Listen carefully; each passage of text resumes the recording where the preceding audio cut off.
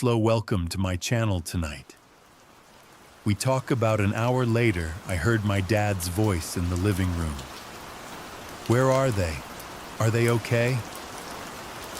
I was standing by my bedroom door when I heard my mom ask my dad to retrieve a box from a shelf. For him to grab it, he had to turn around and reach over.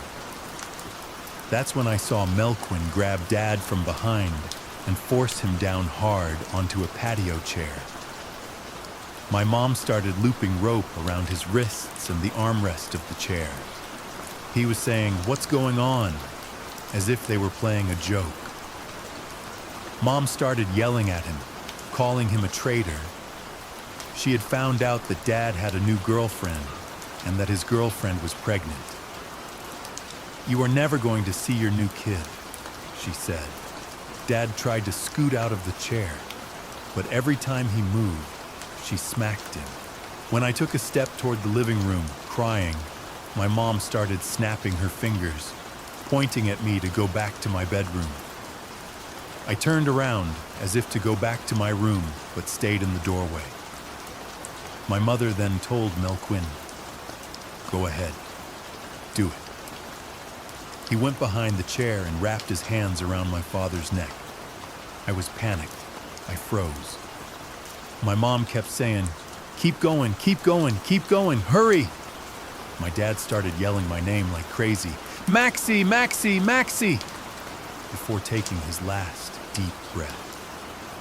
My mom said, "Rest in peace," in Spanish, and then leaned down, kissed his forehead, and kissed his cheek.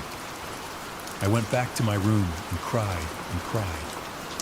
Later, I watched through the front door as Mom and Melquin loaded a big bag into the trunk of our Ford Expedition in the driveway. They drove off, and I didn't see them again until the next morning. We didn't go to school that week. My mom threatened me and forbade me from saying anything. "If you ever do, the same thing is going to happen to you," she said. My life started to fall apart. I got kicked out of the honors program at school. A teacher pulled me out of class and told me, "You were one of my top students. How are you failing this badly?" He kept asking me what was wrong, and I remember telling him, "I can't say anything." I was extremely scared of my mom. I wasn't allowed to go to other people's houses or to have sleepovers. She would check my phone every day and keep it with her at night. My self-esteem dropped. I was depressed. My uncle had reached out to me several times. He would always ask, "Do you know anything?" I kept saying no. I felt so guilty about the whole thing. Even when I moved out after I turned 18 in 2020, I feared my mom would attack me. I carried pepper spray and a bat, and sometimes I put a chair against my door. Finally, I told a friend about the murder. I was like, "I need to tell you something that I saw, and I don't know what to do." My friend was very firm. "You need to call the police. This is big," she said. I was scared, but I knew she was right. At the time, my sister was living with me. On June 19th, 2022, I went over to my mom's place to get my sister's birth certificate so I could enroll her in school. I knocked, and she said through the door, "You want something to happen to you? I suggest you get out." That triggered me. I started panicking. But I made the call to police that day, and later realized it was Father's Day. My dad's last act in life was to show up when he thought I was sick. If I couldn't help him when he was killed, the least I could do was to work with police and prosecutors when my mom and Melquin were arrested and tried for murdering my dad, whose badly burned body had been recovered the day he was killed, but remained unidentified until I reported his murder in 2022. I felt a huge relief when Mom and Melquin were convicted.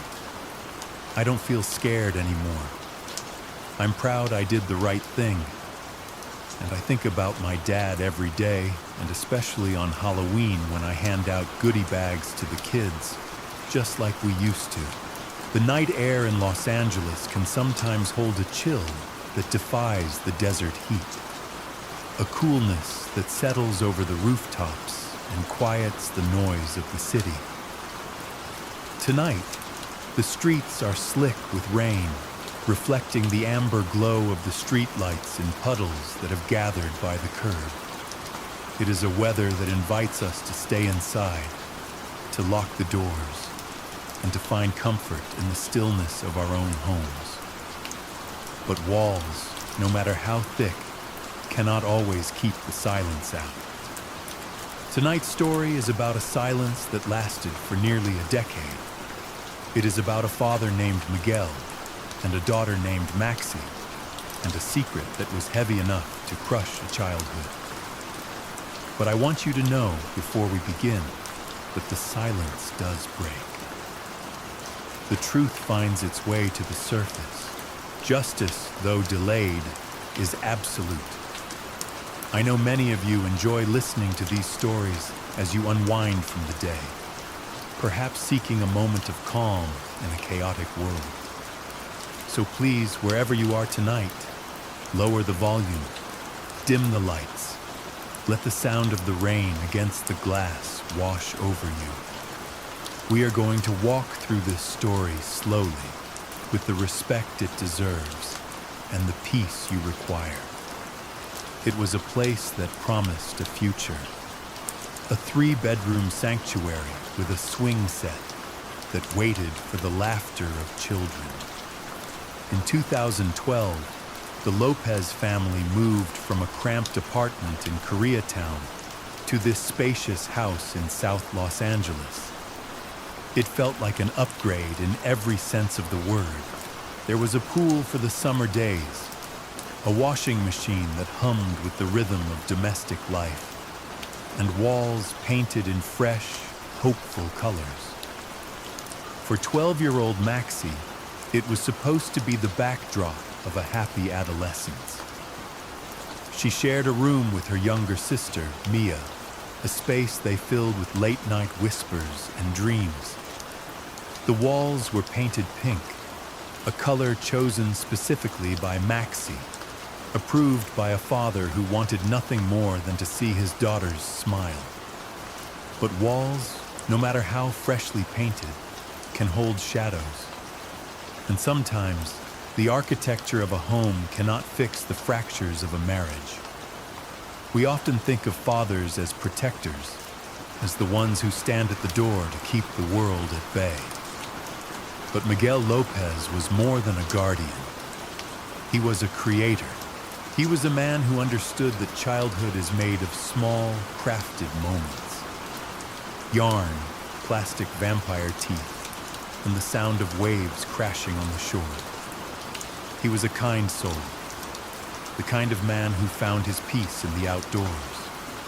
He would pack the car and take his children to the beach, letting the salt air fill their lungs, or drive them up into the mountains where the snow fell in heavy, silent blankets. Maxxy remembers building snowmen with him, her hands cold in her gloves, his laughter warming the winter air. She was, in her own words, a daddy's girl. Out of 5 siblings, she was the one who shadowed him, the one who always wanted to be where he was. They shared a language of creativity. In the quiet afternoons, he taught her how to make pom-poms out of yarn, a gentle, repetitive craft that required patience and steady hands. He taught her how to burn mixtape CDs, a ritual that seems almost ancient now.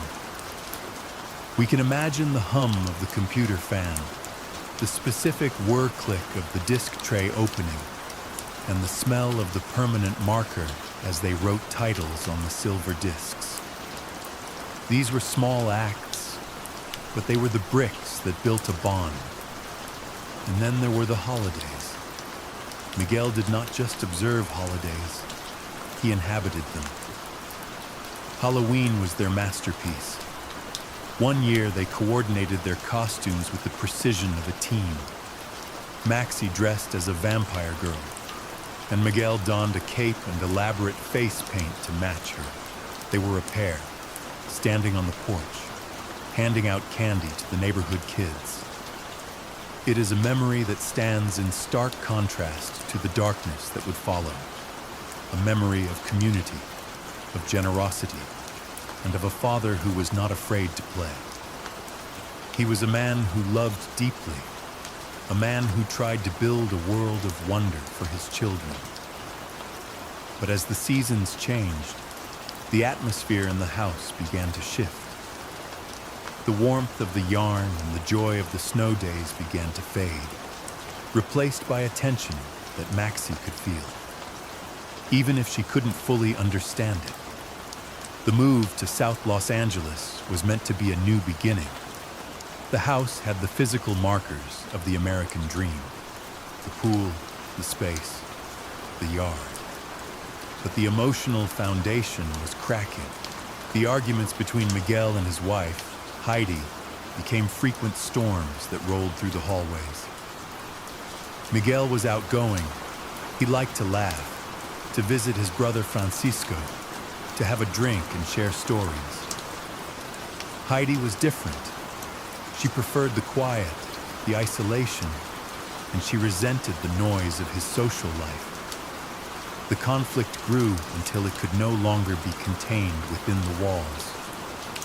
Miguel moved out, finding refuge with his brother. But a father's love does not recognize zip codes or separation agreements. He tried to maintain the connection. He would come to the house on weekends, hoping to see his children. Maxxy remembers these moments with a heartbreaking clarity. She would stand at the window, looking out through the glass. Outside, Miguel would be standing at the front gate. He wouldn't come empty-handed. He would bring pizzas, the boxes warm in his hands, or chocolates, small offerings of peace and affection. But the gate remained locked. Heidi would tell him to leave, her voice sharp and final. We can visualize him standing there, the pizza getting cold in the evening air, waving to his daughter behind the window pane. It was a silent communication, a wave, a tear, a longing that couldn't bridge the distance between the porch and the gate. She watched him from behind the glass, a silent observer to a love that was being slowly locked out. It was supposed to be a house where they would all have a happy childhood. However, the architecture of a home cannot fix the fractures of a marriage. The rejection was systematic. The isolation was enforced. And yet, Miguel kept trying. He kept showing up, unaware that the final time he would enter that house, he would not be walking out. The weekend of September 13th, 2014, began with the electric excitement of a teenager. Maxxy had gone to the Rose Bowl in Pasadena to see One Direction. It was the kind of night that defines being 12 years old. The ringing in the ears, the lights, the sheer magnitude of the event. Her older half-brother, Melquin, had taken her, waiting outside because he thought the band was just for girls. The next morning, the house was quiet. The adrenaline of the concert had faded into a lazy Sunday. Maxxy woke up late. In the living room, the phone rang. It was a conversation that would change the trajectory of their lives, though at the time, it seemed mundane. Heidi was on the phone with Miguel. Her friend Guadalupe was visiting. The lie was simple, as most effective lies are. Heidi told Miguel that the girls were sick. She said they had high fevers. "You have to come and help them," she said. Maxxy, listening from the other room, was confused. She wasn't sick, she felt fine. But when she voiced this confusion, She was told to go to her room and stop listening. It was a command she obeyed, but the door remained slightly open. About an hour later, Miguel arrived. He didn't come to argue. He came because he thought his daughters needed him. His voice drifted into the hallway, filled with concern. Where are they? Are they okay? He was standing in the living room. Heidi asked him to retrieve a box from a high shelf. It was a request that required him to turn his back, to reach up, to expose his vulnerability. And in that moment, the trap snapped shut. Melquin grabbed him from behind. The struggle was physical, but the betrayal was emotional. Miguel was forced down into a patio chair. The confusion in his voice was palpable. "What's going on?" he asked, perhaps thinking it was a sick joke, a prank gone wrong. But the rope appeared. Heidi began to bind his wrists to the armrest. She yelled at him, accusations spilling out about a new girlfriend, a new baby. "You're never going to see your new kid," she said. Maxxy stepped out of her room. She saw her father trying to scoot out of the chair, trying to escape the woman he had once loved and the stepson he had helped raise. When she cried out, her mother snapped her fingers, a sharp, rhythmic command to return to the shadows. Maxxy froze in the doorway. She became a witness to the unthinkable. She watched as the rope was tightened. She heard her mother give the order to Melquin. "Go ahead. Do it." She heard the urgency in her mother's voice. "Keep going. Keep going." And she heard her father's voice, not in anger, but in a desperate plea for the person he loved most. "Maxxy! Maxxy! Maxxy!" It was not a scream of terror, but a call of connection. And then the silence fell. It was a heavy, suffocating silence. Heidi broke it with a phrase that chills the blood with its irony. "Rest in peace," she said in Spanish. She leaned down and kissed his forehead. A kiss of betrayal, a kiss of finality. Later that day, the Ford Expedition backed into the driveway. A large bag was loaded into the trunk, and then the house fell silent. A silence that would last for 8 years. Fear is a powerful architect. It can build walls around a person that are stronger than stone. For Maxxy, the fear was instilled with a single sentence. "If you ever say anything, the same thing is going to happen to you." It was a threat that effectively froze her in time. The week after the murder, they didn't go to school. The routine was broken. And when life resumed, it was a pale imitation of what it had been before. Maxxy walked through her teenage years carrying a stone in her chest that no one else could see. She had been an honors student, a bright girl with a future as wide as the horizon. But the grades began to slip. The focus evaporated. A teacher, noticing the decline, pulled her aside. "You were one of my top students," he said. "How are you failing this badly?" He asked what was wrong. And in that classroom, surrounded by the smell of chalk and old books, Maxxy wanted to scream, but the threat echoed in her mind. "I can't say anything," she whispered. The isolation was total. There were no sleepovers. There were no friends coming over to study. Her phone was checked daily, a digital prison to match the physical one. At night, she would push a chair against her bedroom door, a flimsy barricade against the monsters down the hall. Her uncle Francisco, Miguel's brother, reached out. He was desperate for answers. "Do you know anything?" he would ask. And every time, Maxxy had to look into the eyes of a man who loved her father and lie. "No," she would say. The guilt was a corrosive acid, eating away at her self-esteem, her joy, her very identity. She moved out when she turned 18 in 2020. But physical distance does not always equal safety. She carried pepper spray. She kept a bat by her bed. The trauma had taught her that danger does not always look like a stranger. Sometimes it looks like family. She walked through the world waiting for the other shoe to drop, unaware that she held the power to stop the noise. Secrets are like water. Eventually, they find a crack in the dam. For Maxxy, the pressure became too great to contain. She finally confided in a friend. It was a conversation that happened in hushed tones, a testing of the waters. "I need to tell you something that I saw," she said, "and I don't know what to do."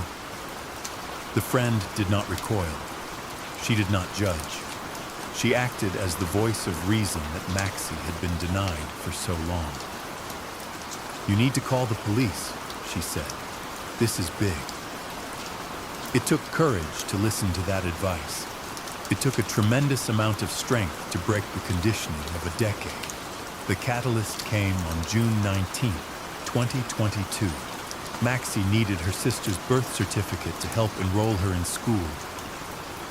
She went back to the house, the place where the silence had begun. She knocked on the door. Heidi did not open it. Instead, she spoke through the wood, her voice carrying the same venom it had years ago. "You want something to happen to you? I suggest you get out." It was a trigger. The panic flared, hot and bright. But this time the fear did not paralyze her. It propelled her.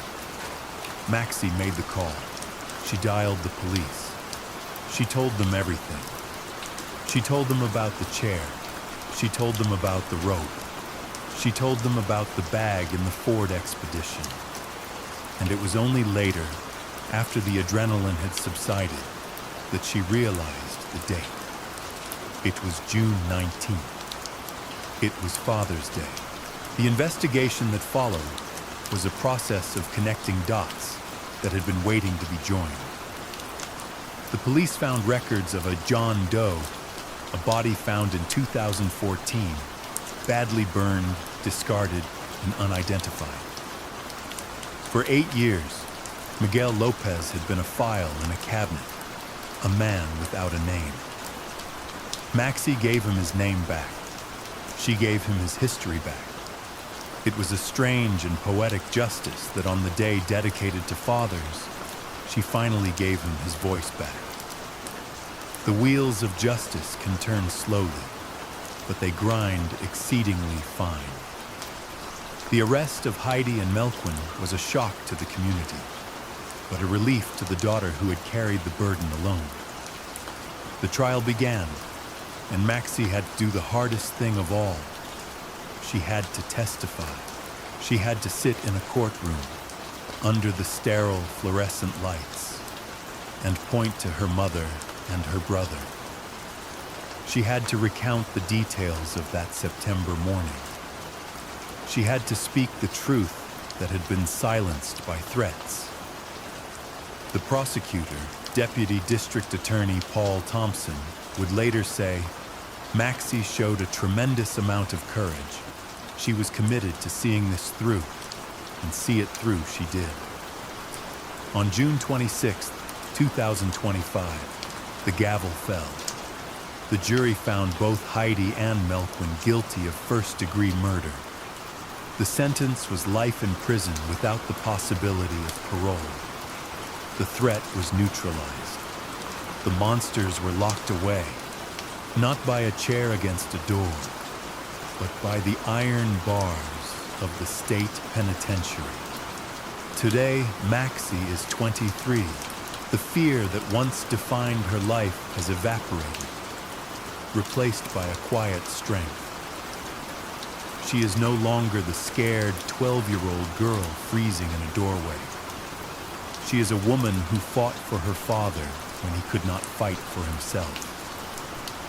She thinks of him every day, She remembers the yarn pom-poms. She remembers the mixtapes. She remembers the snowmen. And every year, when the leaves turn brown and the air gets crisp, she honors him in the way he would have loved most. On Halloween, she dresses up. She stands on her porch. And she hands out candy to the neighborhood kids, just like they used to do together. The tradition continues. The love remains. The storm has passed. Miguel is at rest. The secret is told. The weight is lifted. And you are safe here in the quiet of the night. Let the rain wash away the day. The story is over, but the peace remains. If you are still with me, you can let go now. If you missed the beginning or simply want to remain in this rain-soaked world, let the story begin again. This content is designed for sleep aid, relaxation, and storytelling purposes. Tonight, we explore the heartbreaking but ultimately redemptive story of a daughter who kept a dark secret for 8 years to survive, and the courage she found to finally speak the truth. It is a story of justice delayed, but not denied.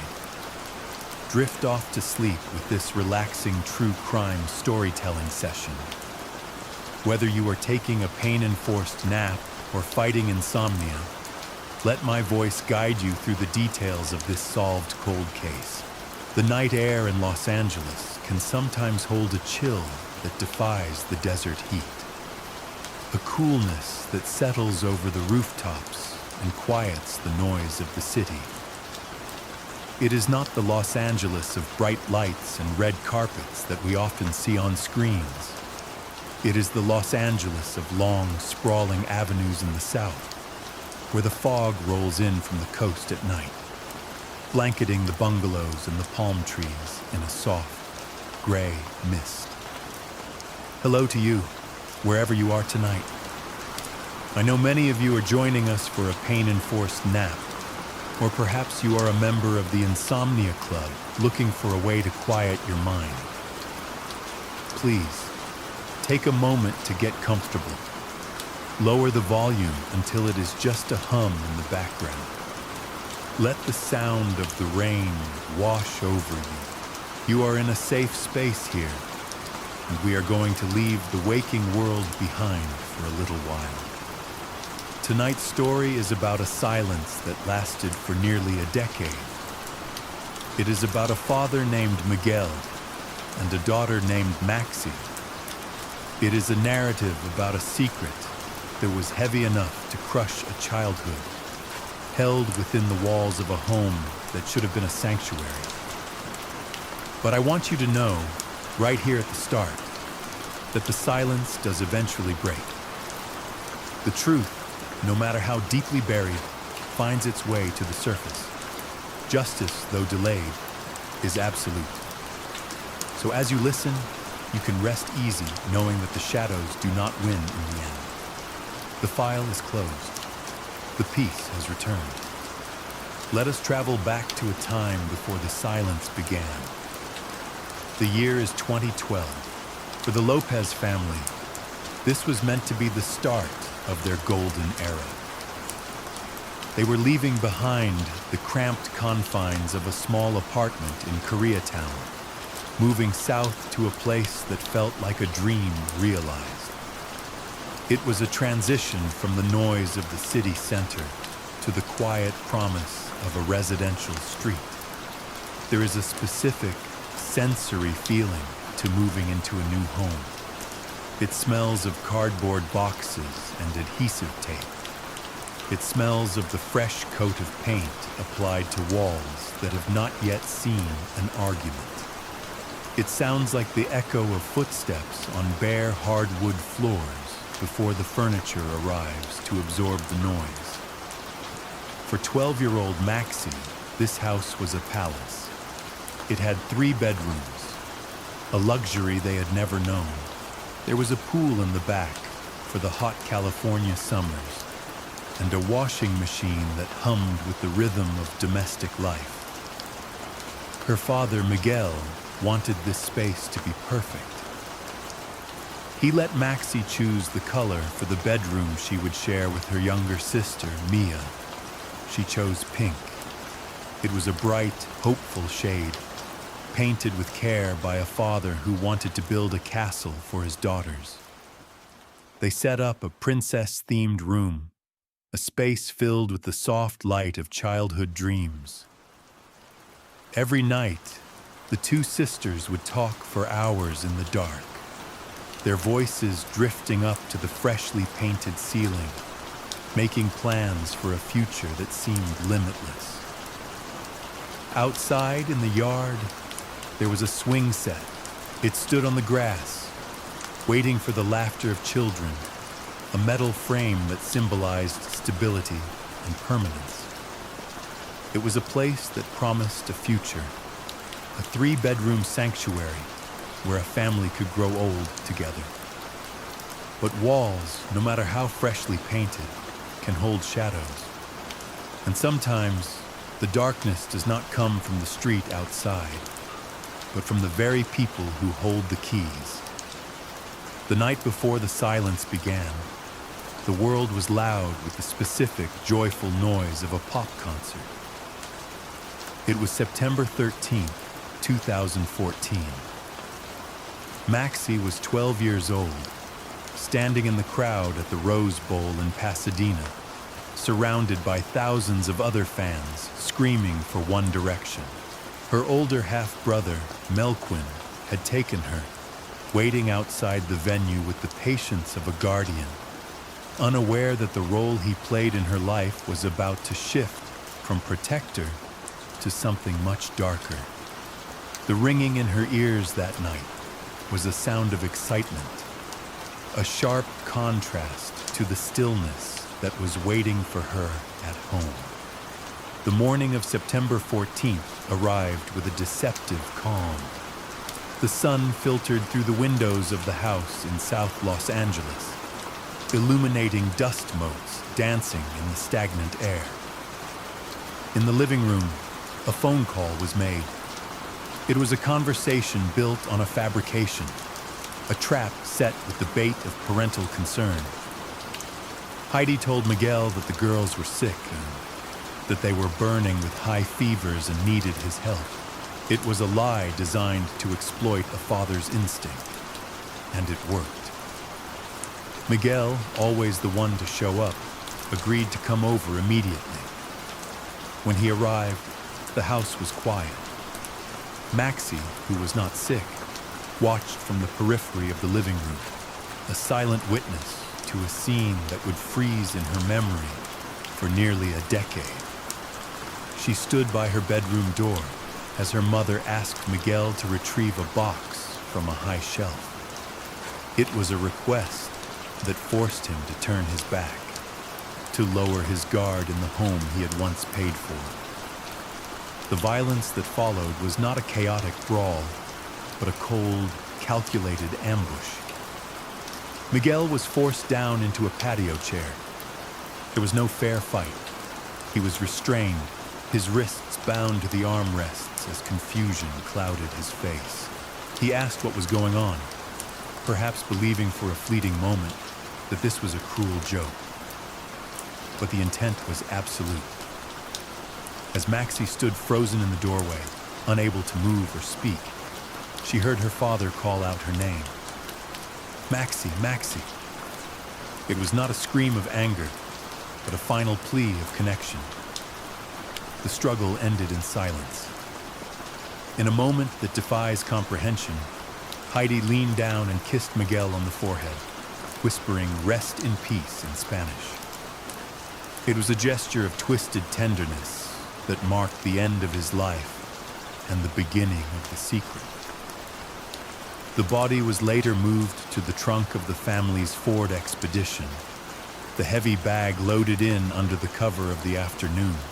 The car backed out of the driveway, the engine humming a low, steady note as it carried Miguel away from the house, leaving behind a silence that would last for 8 years. Low end to understand the weight of the silence that followed. we must first travel back to the noise. We must leave the shadows of that driveway and return to the light that existed before the darkness took hold. Long before the tragedy, there was simply a father named Miguel and a daughter named Maxxy, and a bond that was woven from the small, ordinary threads of a happy childhood. Miguel Lopez was not just a name in a police file, nor was he merely a victim of a crime that would shock the community.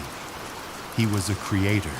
He was a man who understood that the magic of being a parent is found in the details, in the time spent sitting on the floor with glue and paper, or driving hours just to see the ocean.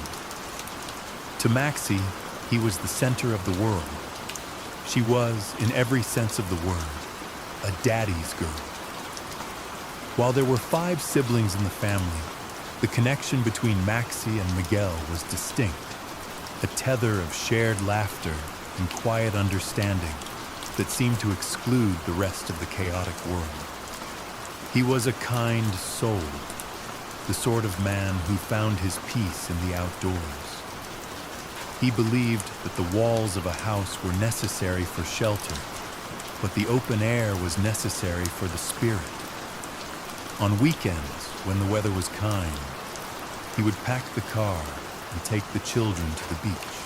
They would spend hours there, listening to the rhythmic crash of the waves against the shore, building castles that the tide would inevitably reclaim.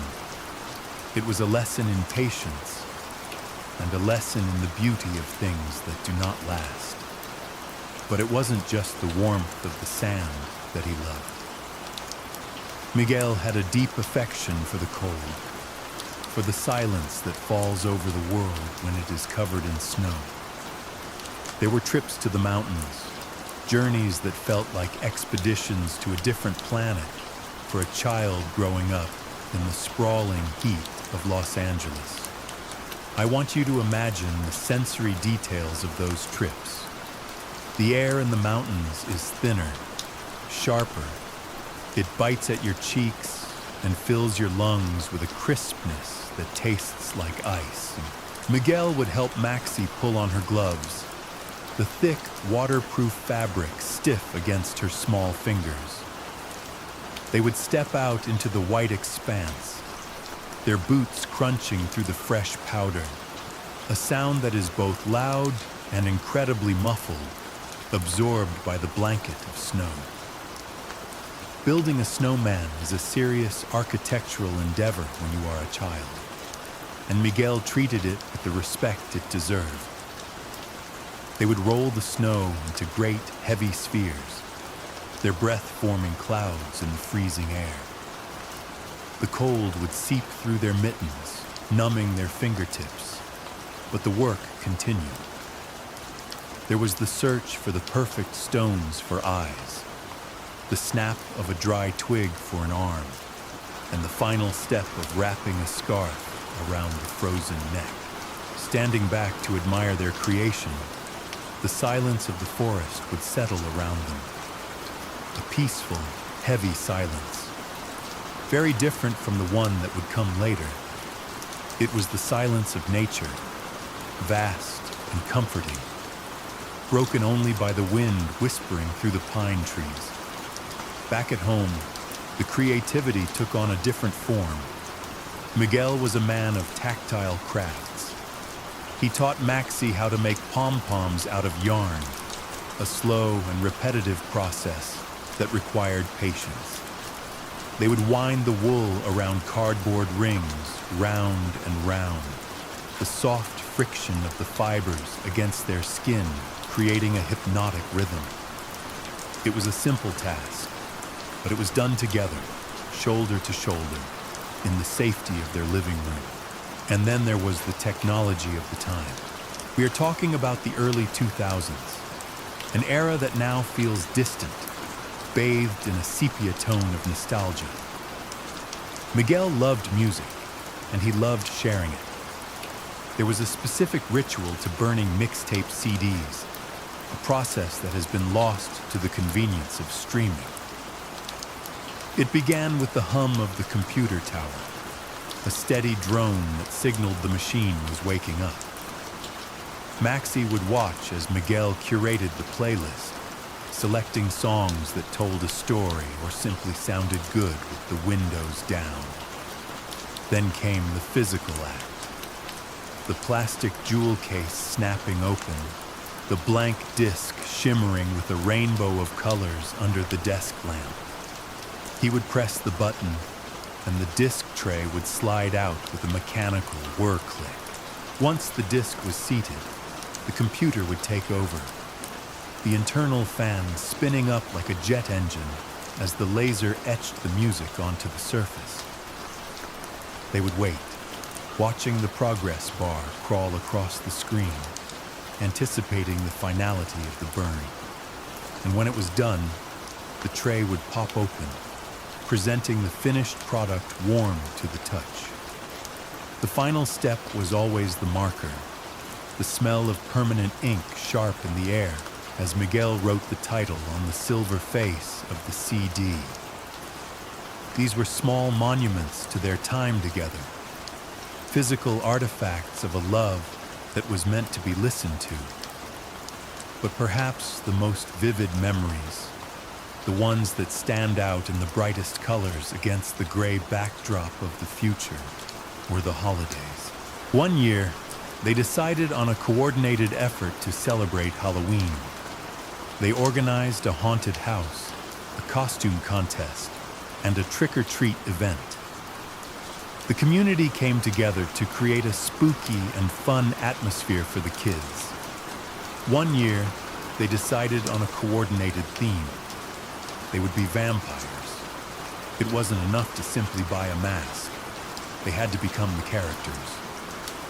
Miguel donned a long, dramatic cape that swept the floor when he walked. He sat patiently while face paint was applied, turning his skin a deathly pale, shading his eyes to look sunken and ancient. Maxxy was his vampire princess, dressed in a matching gothic gown. They didn't just walk the neighborhood, they held court. They were the house that handed out the candy, standing at the door together, a united front of theatrical darkness. Miguel would flourish his cape for the trick-or-treaters, feigning a spooky accent, delighting in the wide eyes of the neighborhood children. It was a performance of joy, a man who understood that childhood is made of these small, crafted moments. Yarn, plastic vampire teeth, the smell of permanent marker, and the sound of waves crashing on the shore. He was a father who was present. He was there for the big events, yes, but he was also there for the quiet spaces in between. He was the one who made the house feel like a home, filling it with music and games and the specific, safe warmth of a parent who genuinely enjoys the company of his children. It is important to hold on to these images, to see the vampires on the porch, to hear the crunch of the snow, to smell the salt air of the beach. For a time, life was yarn and snow, and for a time, life was yarn and snow and music. But seasons change, and not always for the better. The family was growing, and the small apartment in Koreatown could no longer contain them. In 2012, a decision was made to move. It was a decision driven by hope, by the desire for more space, for a yard, for a better life. They packed their boxes, taping them shut with the optimism that comes with a new address.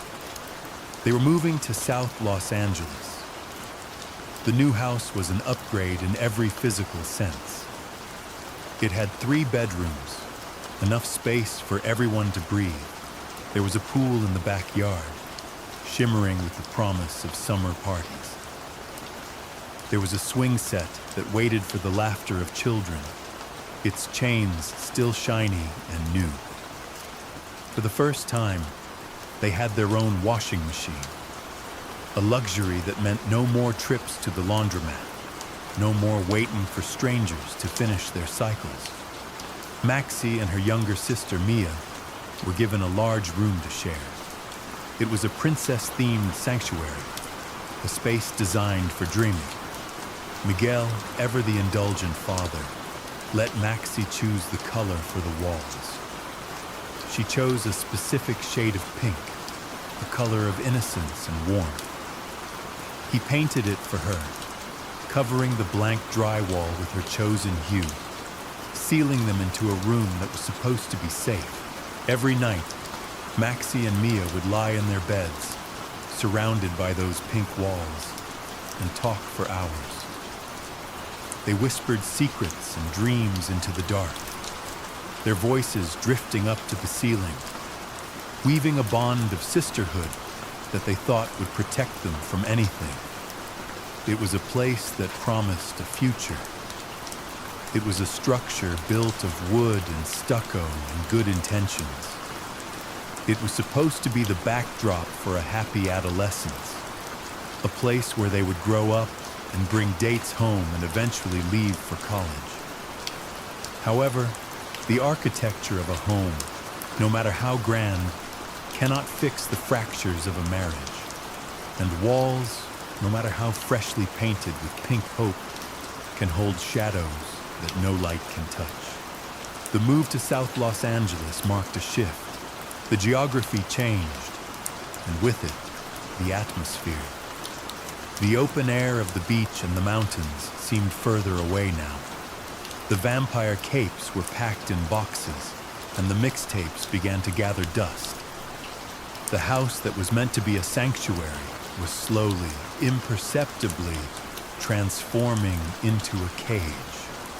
And the man who had built snowmen and burned CDs was about to find himself on the outside looking in. Sleep well. Good night.